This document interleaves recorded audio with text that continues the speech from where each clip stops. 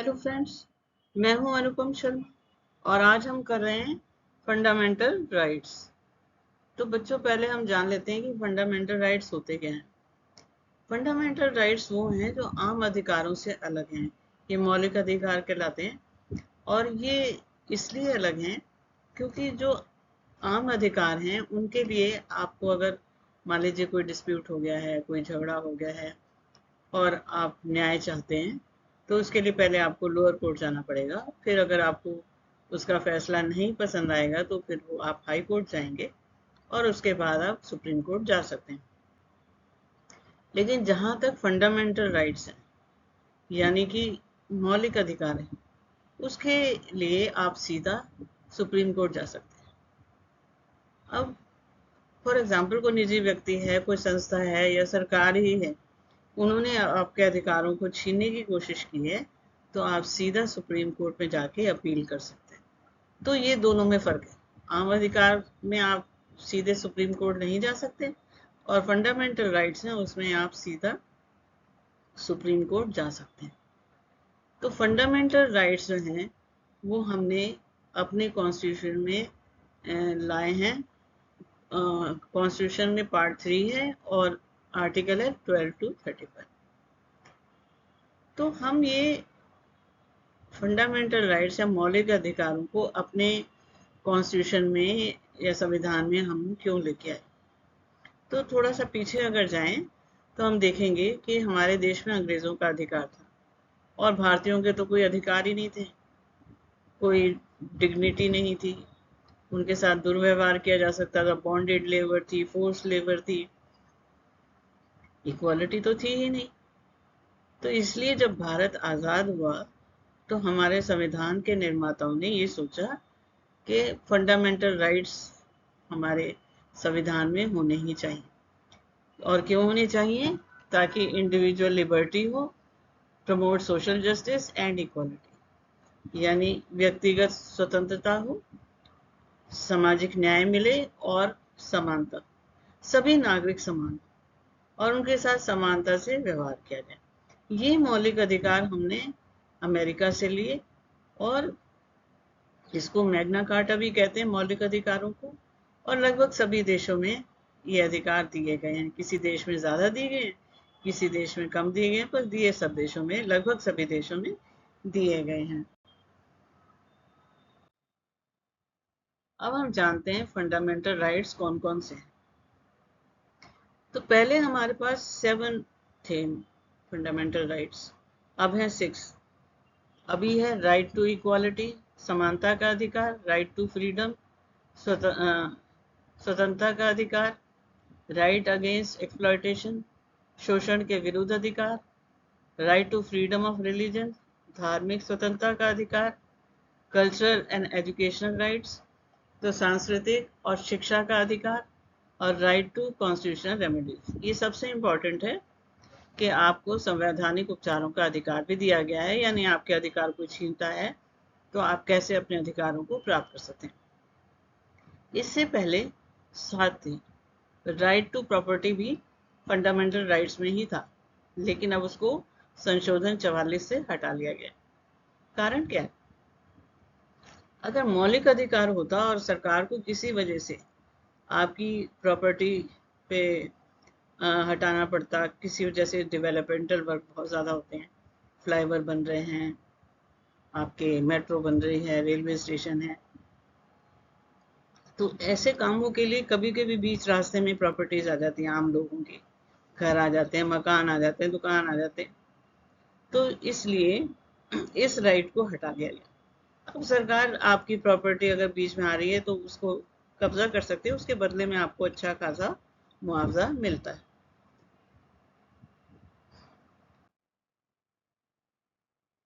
Right to equality, समानता का अधिकार, तो इसमें जो है 14 से 18 तक है। राइट टू इक्वालिटी, तो इक्वालिटी बिफोर लॉ, यानी कानून के समक्ष सब समान है। तो every individual is entitled to equal protection of law, यानी हर व्यक्ति को, हर नागरिक को समान रूप से लॉ का प्रोटेक्शन मिलेगा, ठीक है, और उनमें कोई भी भेदभाव नहीं किया जाएगा। यहाँ पर फिर से वो कहते हैं किसी भी सिटीजन के साथ भेदभाव नहीं होगा ऑन ग्राउंड्स ऑफ, चाहे वो किसी भी धर्म का हो, किसी भी जाति का हो, किसी भी प्रोफेशन का हो, कहीं उसका जन्म हुआ हो, कहीं भी उसका कोई भी पद हो, है ना, तो किसी भी आधार पर भेदभाव नहीं किया जाएगा। कानून की नज़र में सब समान रहेंगे, और अगर समान है तो इसलिए कोई भेदभाव नहीं हो रहा है, और ये लोग किसी भी धर्म के हो, जाति के हो, कहीं भी जन्म हुआ, स्त्री पुरुष कोई भी हो, वो कहीं भी जा सकते हैं। शॉप्स पे जा सकते हैं, होटलों में जा सकते हैं, घाटों पे जा सकते हैं, कुएं का पानी अगर इस्तेमाल करना है तो कर सकते हैं, यानी किसी भी प्लेस पर जा सकते हैं। तो कभी भी उनके साथ भेदभाव नहीं किया जाएगा। पहले होता था कि कुओं पर जो अछूत लोग हैं, कहा जाता था ये अछूत है, वो नहीं जाएंगे, तो वो सब अब बिल्कुल सख्ती से बैन कर दिया गया। तो ये कोई भेदभाव नहीं होगा, आप हिंदुस्तान में कहीं भी जा सकते हैं, ठीक है, और किसी भी प्लेस पे जा सकते हैं। आप के साथ कोई भी रुकावट नहीं होगी, और सबको समान अवसर मिलेंगे। सरकारी नौकरियों में समान अवसर मिलेंगे, चाहे वो किसी भी धर्म का हो, जाति का हो, चाहे वो स्त्री हो पुरुष हो, अगर वो योग्यता रखता है उस पोस्ट के लिए तो उसको मिलेगी। भेदभाव नहीं होगा कि ये स्त्री है, पुरुष है, ये अमीर है, गरीब है, ऐसा कुछ भी नहीं है, ठीक है। लेकिन आरक्षण दिए गए हैं कुछ जातियों को, जनजातियों को, और कुछ माइनॉरिटीज को आरक्षण दिए गए हैं, और उसमें तर्क ये है कि भाई सबको समान अवसर मिलने चाहिए। ये बहुत पिछड़े हुए हैं, इनको भी सामान्य नागरिकों के साथ लाना है, इसलिए ये आरक्षण दिए गए हैं। और छुआछूत को तो बिल्कुल बैन कर दिया गया है। पहले इन लोगों के साथ बहुत बुरा व्यवहार होता था, खास जाति के साथ उनको अछूत कहते थे, और उनके साथ बहुत बुरा व्यवहार होता था, तो छू लिया तो अपवित्र हो गए, और समाज में उनका कोई सम्मान नहीं था, बहुत ही हीन दृष्टि से उनको देखा जाता था। तो उसको पूरी तरह से बैन कर दिया गया है और दंडनीय अपराध है। अबॉलिशन ऑफ टाइटल्स, तो किसी को भी अब उपाधियां नहीं दी जाएंगी। अंग्रेजों के समय में दी जाती थी, सर की, राय बहादुर की, और न जाने कौन कौन सी, जमींदारों को दे देते थे, साहूकारों को दे देते थे, और वो लोग खुश हो जाते थे, अंग्रेजों का साथ देते थे, और अपने ही देश के जो देशवासी थे, सिटीजन थे, उनके साथ बहुत बुरा व्यवहार करते थे, एक्सप्लॉइट करते थे। बॉन्डेड लेबर थी, फोर्स लेबर थी, उनको बड़ी दयनीय परिस्थितियों में काम करवाया जाता था और बेगार ली जाती थी। तो इसलिए जब हमारा कॉन्स्टिट्यूशन बना, तो हमारे कॉन्स्टिट्यूशन के निर्माताओं ने इसको ये जो टाइटल्स थे, इनको पूरी तरह से अबॉलिश कर दिया। हाँ, कुछ में अब भारत के किसी विशेष क्षेत्र में किसी ने कोई खास काम किया है तो उसको भारत रत्न मिल सकता है, या मिलिट्री में, मिलिट्री के लोग जिन्होंने खास काम किया है उनको प्रोत्साहन देने के लिए और सम्मान देने के लिए कुछ टाइटल्स हैं, परमवीर चक्र है, अशोक चक्र है, और भी बहुत सारे, तो वो दिए गए हैं। अब हम कर रहे हैं राइट टू फ्रीडम, स्वतंत्रता का अधिकार, 1919 से 22 तक। तो सबसे पहले freedom of speech and expression, तो इसका मतलब ये है कि सबको अपनी बात कहने का अधिकार है, अपने विचार व्यक्त करने का अधिकार है ना, कोई भी ओपिनियन अपनी बता सकता है, ठीक है, लेकिन आप किसी की भावनाओं को ठेस पहुंचाए बगैर ही अपने विचारों को व्यक्त कर सकते हैं। फ्रीडम ऑफ असेंबल पीसफुली, आप सभा कर सकते हैं, इकट्ठे हो सकते हैं, लेकिन पीसफुली, शांतिपूर्ण तरीके से हो सकते हैं, आप कोई हथियार कैरी नहीं कर सकते। एसोसिएशन बना सकते हैं और आप यूनियन बना सकते हैं। तो इसके लिए आप उदाहरण ले सकते हैं, जैसे किसान यूनियन है, और भी सब जगह यूनियन बनी हुई हैं जो अपने अधिकारों के लिए लड़ सकती हैं। फ्रीडम ऑफ मूवमेंट, अब citizens can move freely through out the country, आप अब पूरे देश में कहीं भी घूमने जा सकते हैं, है ना, आपके लिए कोई जो वीज़ा पासपोर्ट की ज़रूरत नहीं है। फ्रीडम ऑफ रेजिडेंस, कहीं भी घर बना सकते हैं, किसी पार्ट में रह सकते हैं। Freedom of practice and profession, आप कोई भी काम कर सकते हैं, डॉक्टर बन सकते हैं, इंजीनियर बन सकते हैं, किसी जगह नौकरी कर सकते हैं और बिजनेस कर सकते हैं, कुछ भी कर सकते हैं। आर्टिकल 20 ये कहता है no person will be punish twice for the same offence. एक अपराध के लिए 2 बार सजा नहीं होगी। मतलब एक व्यक्ति ने अगर चोरी की है तो उसे एक ही बार सजा होगी, उसके बाद उसको दोबारा ना तो पुलिस स्टेशन बुलाया जा सकता है ना कोर्ट बुलाया जा सकता है। लेकिन कंफ्यूज नहीं करना, अगर वो व्यक्ति दोबारा चोरी करेगा तो उसको दोबारा सजा होगी, लेकिन उसके लिए जो उसने दोबारा ऑफेंस किया। तो उसमें भी अब दोनों में फर्क समझ में आ गया होगा कि अगर उसने एक बार कोई क्राइम किया है और उसको सजा मिल गई है तो उसी क्राइम के लिए उसे दोबारा नहीं मिलेगी। लेकिन अगर वो दोबारा ऐसे क्राइम करता है तो दोबारा जो किया गया है उस पर ही सजा मिलेगी। No shall law shall declare any action from backdate. इसका मतलब ये है कि अगर किसी व्यक्ति ने मान लीजिए कि 2019 में कोई क्राइम किया है और अभी उसका फैसला नहीं आया, टाइम लगता है फैसला आने में, और उसमें उस क्राइम की जो सजा है वो 6 महीने की 2019 में। लेकिन अब आ गया 2024, अब बदल गया कि अब इस क्राइम के लिए आपको 2 साल की सजा मिलेगी। तो उस व्यक्ति को बैक डेट पे सजा मिलेगी जो प्रावधान तब था, यानी 2019 में जो उसने क्राइम किया था जिसकी सजा 6 महीने थी तो 6 महीने मिलेगी, 2 साल की नहीं मिलेगी। और किसी भी व्यक्ति को अपने अगेंस्ट गवाही देने को मजबूर नहीं किया जा सकता। Right to life and personal liberty, हर एक को अपने जीवन की सुरक्षा का अधिकार है। Article 22 right to be informed on ground of arrest. आपको मान लीजिए आपसे कोई गलती हो ही गई है, अपराध कोई हो ही गया, तो उस केस में क्या होगा कि आपको अरेस्ट तभी किया जा सकता है जब आपको कारण बताया जाए, यानी पुलिस को कारण बताना पड़ेगा कि किस वजह से आपको अरेस्ट किया जा रहा है। उसके बाद आपको इजाज़त दी जाएगी कि आप अपने लॉयर से कंसल्ट कर सकते हैं अपनी प्रोटेक्शन के लिए, और विद इन 24 आवर्स आपको मजिस्ट्रेट के सामने उस व्यक्ति को पेश करना होगा। तो 2-3 चीज़ें हैं।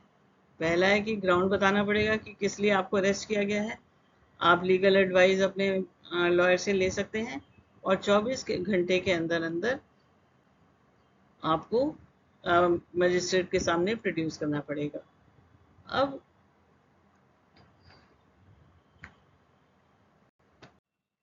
राइट्स अगेंस्ट एक्सप्लॉयटेशन, आर्टिकल 23-24 शोषण के विरुद्ध अधिकार, prohibition of human trafficking and force labour.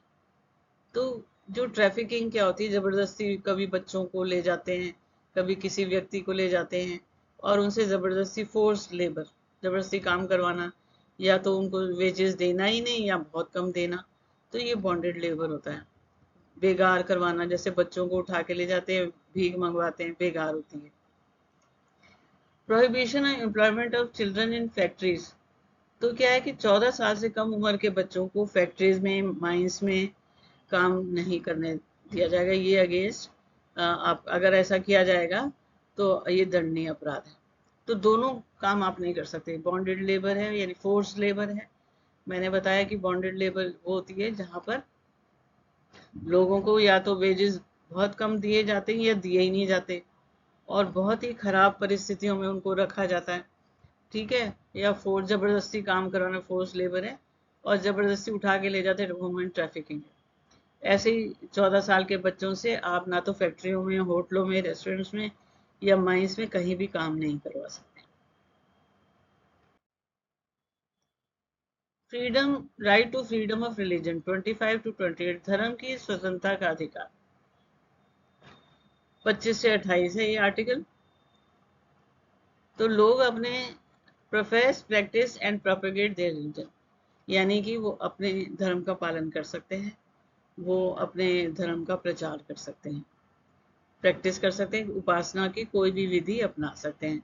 Hindu हो, मुस्लिम, सिख, ईसाई, वो अपने अपने धर्म का पालन कर सकते हैं और अपने रिलीजियस अफेयर्स को खुद मैनेज कर सकते हैं, उसमें किसी की इंटरफेरेंस की जरूरत नहीं होती है। और अगर कोई अपने रिलीजन को प्रमोट कर रहा है तो उस पर टैक्स नहीं होगा। और freedom from religious instruction in educational institutions. Educational institution maintained by a state cannot impart religious instruction. तो जो एजुकेशनल इंस्टीट्यूशंस हैं और जो सरकारी हैं उनमें आप धार्मिक जो शिक्षा है वो नहीं दे सकते। कल्चरल एंड एजुकेशनल राइट्स, सांस्कृतिक और शैक्षिक अधिकार 29 और 30 में दिए गए हैं। इसमें माइनॉरिटीज की बात कही गई है। हमारे देश में कोई ऐसे भी लोग रहते हैं जो बहुत कम संख्या में, अल्पसंख्यक कहते हैं, बहुत कम संख्या, या तो एक साथ रहते हैं या बिखरे में कहीं कहीं कहीं रहते हैं। तो ये जो हैं अपने सिटीजन्स हैं, ये अपनी लैंग्वेज को और अपने संस्कृति को कंजर्व कर सकते हैं, बचा के रख सकते हैं। उसके लिए वो कुछ भी एफर्ट्स कर सकते हैं, वो उनको पूरा अधिकार है। और right of minorities to establish and administer educational institutions, वो क्या कर सकते हैं, अपने एजुकेशनल इंस्टीट्यूशंस खोल सकते हैं और अपने जो कल्चर है वो वहाँ पर चला सकते हैं। और सबसे इम्पोर्टेंट है राइट टू कॉन्स्टिट्यूशनल रेमेडीज, संवैधानिक उपचारों का अधिकार, आर्टिकल 32। इसमें क्या है कि आप जो पिछले 5 जो अधिकार दिए गए हैं कॉन्स्टिट्यूशन में, तो इसकी सुरक्षा का भी प्रावधान है कि जैसे पहले बताया था कि अगर ऐसे अधिकार कोई व्यक्ति छीनता है, कोई संस्था छीनती है, इवन सरकार छीनती है, तो आप सुप्रीम कोर्ट में जा सकते हो और सुप्रीम कोर्ट जो है आपके हक में फैसला दे सकती है, सरकार के विरुद्ध भी दे सकती है। और ऐसा हुआ भी है, कई बार हुआ है। जब एशियाई खेल हुए थे तब बहुत सारे स्टेडियम बनने थे, बहुत सारा काम होना था, बहुत सारे मिस्त्रियों और श्रमिकों को बुलाया गया था, लेकिन पता चला कि उनके बहुत कम उनको वेजेस वगैरह दिए जा रहे हैं और अच्छी परिस्थितियों में नहीं रखा जा रहा है। तो सरकार, सुप्रीम कोर्ट गए थे कुछ लोग और सरकार ने कोर्ट ने फैसला दिया कि इनको जो सही मजदूरी है वो दी जाए और अच्छी कंडीशंस में रखा जाए। तो ये हमने बच्चों 6 हमारे जो फंडामेंटल राइट्स हैं उनके बारे में बात की है। अगर आपको मेरा वीडियो अच्छा लगे तो लाइक और सब्सक्राइब करें और बेल आइकन का बटन ज़रूर दबाएं। Thank you.